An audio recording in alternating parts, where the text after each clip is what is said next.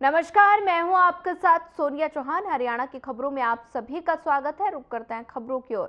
CM Nayab Singh Saini Karnal दौरे पर रहे, जहां उन्होंने काछवा रोड नहर स्थित सूर्य मंदिर में माथा टेका और भगवान का आशीर्वाद लिया।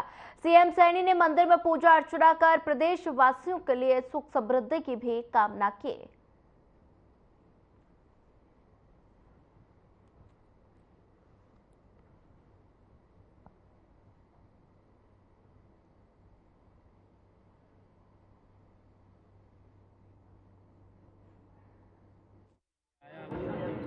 और रात यहाँ भगवान सूर्य नारायण की गुणगान, यहाँ जगराता महामाई का और भगवान सूर्य नारायण का पूरा रात गुणगान हुआ है।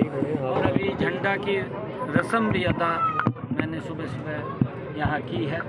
मैं सभी को भगवान सूर्य नारायण के इस पवित्र और इसके 22वें स्थापना दिवस की सभी को बहुत बहुत बधाई और शुभकामनाएं देता हूँ। और यहाँ के जो अनुयायी हैं, जो छठ सेवा समिति के सभी पदाधिकारी हैं, एक ज़बरदस्त काम यहाँ पर पिछले 10 वर्षों में मैं देख रहा हूँ।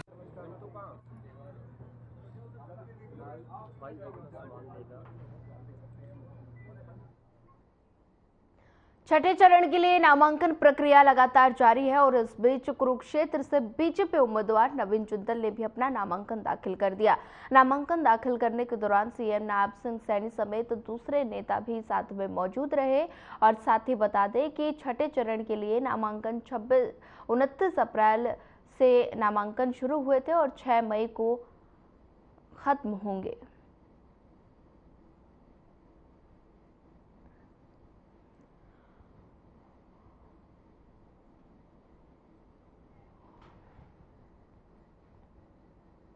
हरियाणा के पूर्व मंत्री और झज्जर से कांग्रेस विधायक गीता भुक्कल ने दावा किया कि रोहतक सीट पर ही नहीं, पूरे हरियाणा में कांग्रेस की हवा चल रही है और वो समय से दूर नहीं जब कांग्रेस संगठन प्रदेश की सभी 10 सीटों पर भारी बहुमत से जीत दर्ज करेगा। और साथ ही बता दें, गीता भुक्कल कांग्रेस प्रत्याशी दीपेंद्र हुड्डा के समर्थन में कांग्रेस कार्यकर्ताओं के साथ डोर टू डोर प्रचार अभियान चलाने के दौरान मीडिया से बातचीत कर रही थी और इस दौरान उन्होंने बीजेपी पर जमकर निशाना साधा। साथ ही उन्होंने कहा कि हरियाणा के युवाओं को बेरोजगारी के गर्त में धकेलना का काम बीजेपी सरकार ने किया।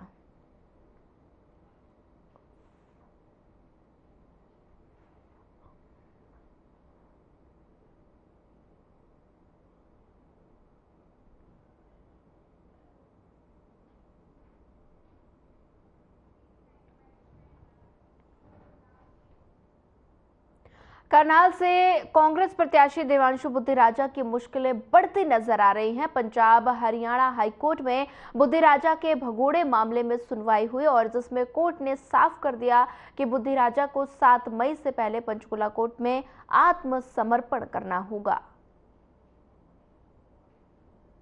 सबसे पहले तो बहस सुन के साहब ने जस्टिस साहब ने डिसमिस कर दी थी उसकी पिटीशन, लेकिन लंच के बाद उनके वकील साहब ने रिक्वेस्ट की, जी मैं सरेंडर करने को तैयार हूँ, तो मेरी पिटीशन मेरिट पे सुनी जाए। तो इसलिए जज साहब ने 7 तारीख लगा दी उसकी पिटीशन में। क्या मामला था सर, ये पूरा किस चीज़ को लेकर? असल में उसको क्या था, वो 30/7/2022 को उनके नॉन बेलेबल वारंट हो गए थे क्योंकि वो कोर्ट में पेश नहीं हो रहे थे।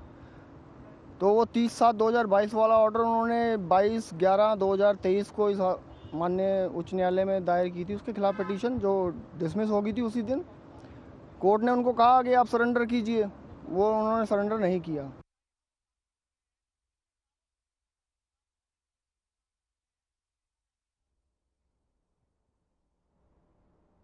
फरीदाबाद में बीती रात एयरफोर्स रोड से एक मामला सामने आया, जहां महिला और उसके बेटे पर जानलेवा हमला किया गया। वहीं आपको बता दें कि महिला पर चाकू और ईंट से हमला किया गया। महिला डबुआ कॉलोनी की रहने वाली बताई जा रही है और मामले में पीड़ित महिला मधु ने बताया कि बीते दिन गली के किसी व्यक्ति और आरोपी के बीच फोन पर कुछ कहासुनी हुई थी और जिसके बाद गली के युवक ने मधु से सहायता मांगी। मधु ने उस समय आरोपी को समझा लिया और साथ ही शाम को जब मधु अपने बेटे के साथ कुत्ते को घुमाने के लिए एयरफोर्स रोड पर जा रही थी, तभी आरोपी के साथ लगभग 10 से 15 लोगों ने मधु पर हमला किया, जिसमें एक ने चाकू से जान लेने की कोशिश की।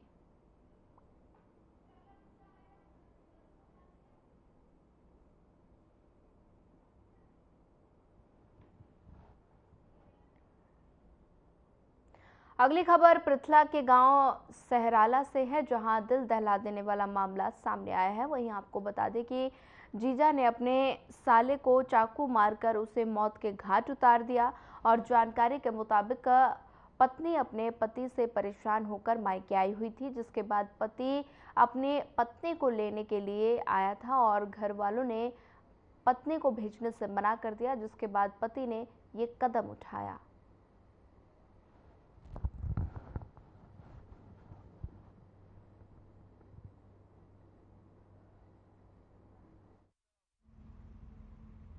रीना, जो मृतक है वो क्या लगता है आपको? भाई। क्या हुआ उनके साथ, कैसे हत्या हुई उनकी? मेरे पति ने चाकू मारा था। क्यों मार दिया, क्या बात थी? वो मेरा झगड़ा हो गया 2 दिन पहले, उड़ीसा चला गया था। रात भाई को देखने के लिए आया था, झटक के ना धक्के ना बहाने से आया धोखे से। उसके भाई भैया छोड़ के गए थे पुल पे, मैं टॉयलेट करने के लिए चले गई, मेरा भाई अंदर चले गया, फिर उसने पीछे से आकर चाकू गला काट दिया मेरे भाई का। आपके हस्बैंड ने? हाँ। बस इतनी सी बात के ऊपर हाँ। चाकू मार दिया? इससे पहले कोई झगड़ा हुआ था उन दोनों के बीच में? नहीं नहीं। अच्छा, तो फिलहाल क्या चाहते हैं आप लोग? इंसाफ। इंसाफ चाहते हैं, कार्रवाई होनी चाहिए। कार्रवाई होनी चाहिए, मेरे भाई को इंसाफ मिलना चाहिए। हम राममती है। राममती जी, क्या हुआ? आपके बेटे का नाम क्या था, कितनी उम्र थी और कैसे हत्या हुई? मेरे बेटा की 27 साल उम्र थी। नाम क्या था? कुसुमपाल। तो कैसे हत्या हुई उनकी? मेरे जवाई मेरे बेटा से पहले कलेश राखे हो बेटी से, बहुत ज्यादा कलेश राखे हो, तलाक खूब कहते हो। मेरे बेटा ने कहते कि तुम पे नाराज जा तो मैं राग लगा, मैं खवा दूंगा, बहन मेरी है।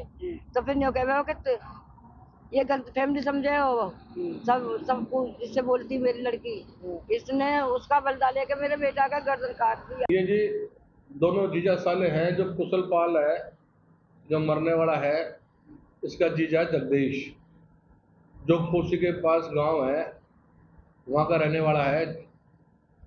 इसके 4 बच्चे हैं। जो ये एक शराबी किस्म का आदमी था, अपनी पत्नी को पीटता था। सराले में एक पाइप फैक्ट्री है, उसमें नौकरी करते थे। तो ये ले जाने की जिद कर रहा था, ये भेज नहीं रहे थे लड़की को।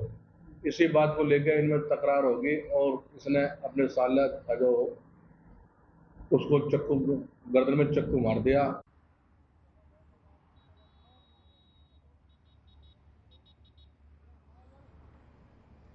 हरियाणा स्कूल शिक्षा विभाग ने सभी सरकारी और गैर सरकारी स्कूलों के मुखियाओं को निर्देश जारी किए और स्कूल के आसपास कोई भी संदेहजनक वस्तु या गतिविधि होने का आभास होने पर उनकी सूचना तुरंत डायल 112 पर कॉल कर संबंधित पुलिस अधिकारी को दे।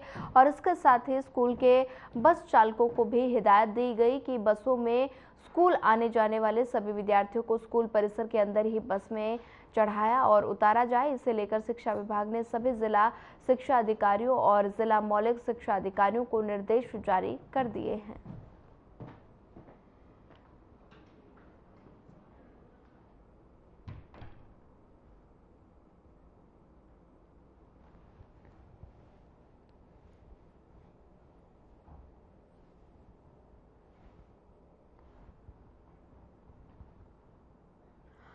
बहादुरगढ़ में जूते चप्पल बनाने वाली 2 फैक्ट्रियों में आग लग गई और आग लगने से फैक्ट्री के अंदर रखा लाखों का सामान जलकर राख हो गया।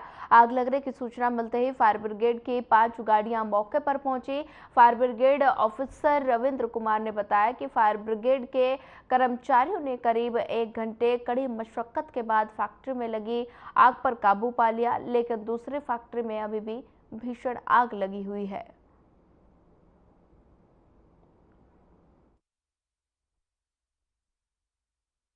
हमारे पास रेलवे रोड फायर स्टेशन पे बैठा था मैं, तो हमारे पास 10:53 पर मैसेज आया कि भाई HSIDC सेक्टर 17 में प्लॉट नंबर 241 में आग लगी है। तो साथ के साथ एक मैसेज और आया कि जी 218 में भी आग लगी है, दो फैक्ट्रियों में आग लगी है। तो हम जैसे मैंने पहले एक गाड़ी को निकाला, फिर मैं दूसरी गाड़ी खुद लेके आया हूँ और आग पर कंट्रोल करने की कोशिश कर रहे हैं। 218 की तो आग बुझा दी हमने, पर 240 की अभी बाकी है और उसको बुझाने की कोशिश कर रहे हैं।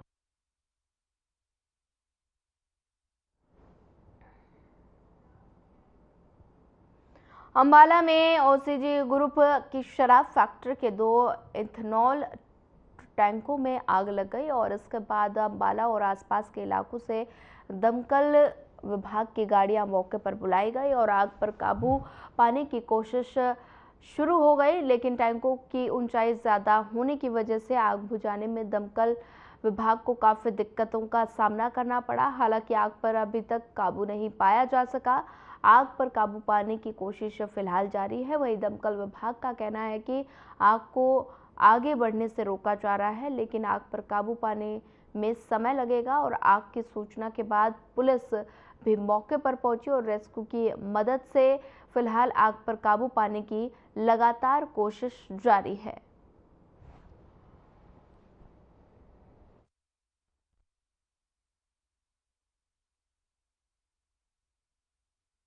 9 बजे हमें सूचना मिली है कि हमारे जगवाड़ में ओसीएस फैक्ट्री है जिसमें शराब बनती है, वहाँ पे आग लगी थी, जिस पर मौके पे पहुँचे हैं और हमने कंट्रोल रूम को सूचित किया और फायर ब्रिगेड को मौके पे बुलवाया, जिसमें 5 गाड़ियाँ फायर ब्रिगेड की आग बुझाने में लगी हुई है और किसी की जान की कोई ऐसी अभी कोई हानि नहीं है, सभी सुरक्षित हैं यहाँ पे लोग। और आग पे काबू भी पा लिया है, लेकिन अभी 2 ड्रम है क्योंकि उसके अंदर जो एथलोन है उसमें कम से कम 2.5 लाख लीटर एथलोन भरा हुआ था, जिसको जो अभी मतलब काफ़ी काबू पा लिया आग पे और कोई जान माल की अभी कोई हानि नहीं है यहाँ पे। में जो है इथेनॉल के टैंकों में आग लग गई है, तो हमने जो है 3 गाड़ियाँ अम्बाड़ा सिटी से, 2 गाड़ी नारायणगढ़ से और 3 गाड़ियाँ जो है अम्बाड़ा सदर से बुलाई हैं और 1 गाड़ी अलीपुर बरवाड़ा पंचकूला से बुलाई है।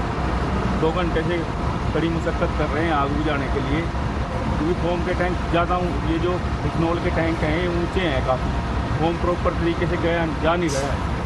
धीरे धीरे जो है आसपास के टैंक भी बचाने हैं और ये आग भी बुझानी है, तो टाइम लगेगा, इसमें समय लगेगा अभी आग बुझाने। चलिए फिलहाल वक्त तो चला एक छोटे से ब्रेक का, ब्रेक के बाद जल्द हाजिर होंगे।